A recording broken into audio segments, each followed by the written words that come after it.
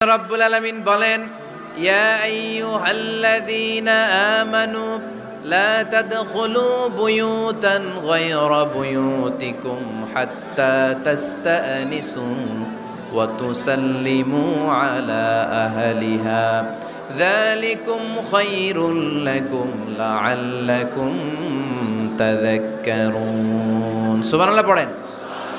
আল্লাহ ডেকে বললেন, ও ঈমানদারেরা শোনো শোনো, তোমরা যখন অন্য কারো বাড়িতে যাবে খবরদার অনুমতি না নিয়ে সালাম না দিয়ে ঘরে ঢুকে যেও না।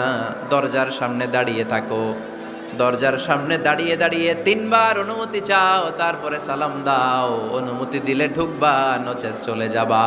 ঠিক কি না? এই আইনটা কার? ফেনীবাসী কি আইনটা মনে রাখতে পারবে?